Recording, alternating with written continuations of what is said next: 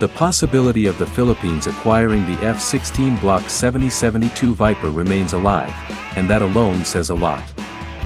Despite its high price tag, the F-16 Block 7072 Viper, latest production variant, continues to stand at the center of discussions between Manila and Washington.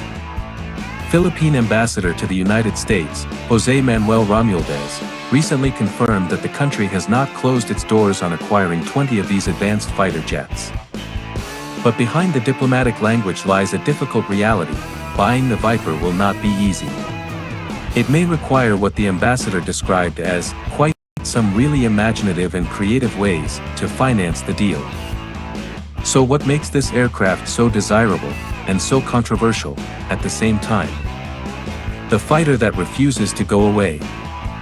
For years, the Philippine Air Force, PAF, has sought a true multi-role fighter capable of defending national airspace and projecting credible deterrence over the West Philippine Sea. While the country already operates F-50 light fighters, the next step in modernization requires something more capable, more survivable, and more interoperable with allies.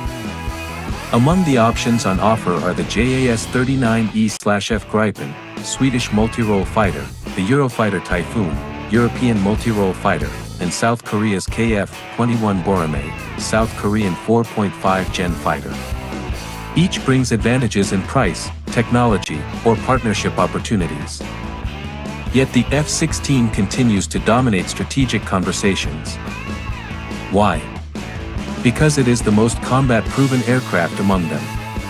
It has decades of operational history, a massive global user base, and deep integration within the U.S. military ecosystem. For a country rebuilding its air defense capability almost from scratch, choosing a platform with minimal technical risk carries enormous appeal. The price problem. There is no escaping the financial question.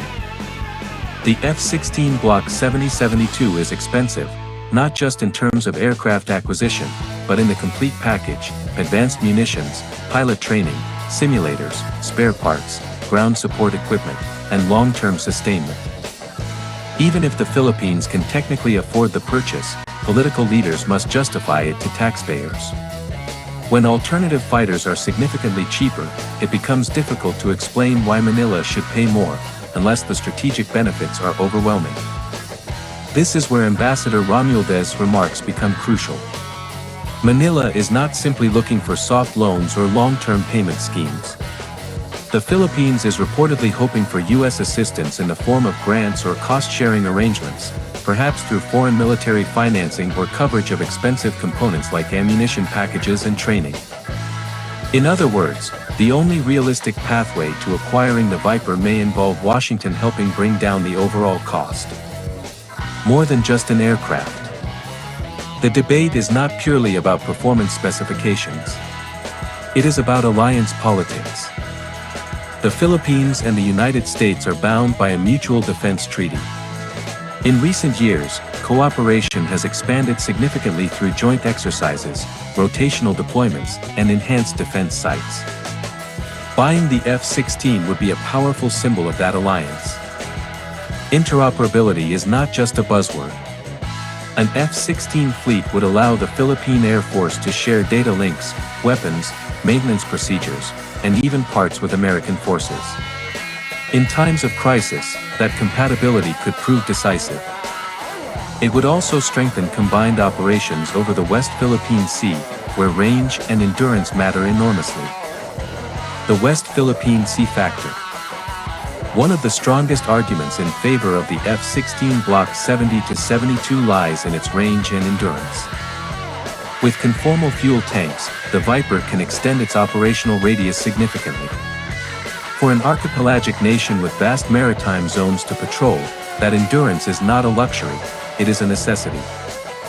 Operating far from main air bases requires fighters that can stay on station longer, carry heavier payloads, and remain flexible in dynamic situations.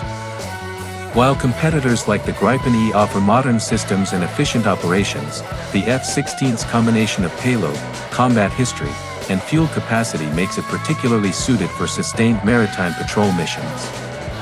A transactional world. Another dimension cannot be ignored: geopolitics. Under U.S. President Donald Trump, U.S. President, foreign relations have often been described as highly transactional. Major defense purchases can carry political weight.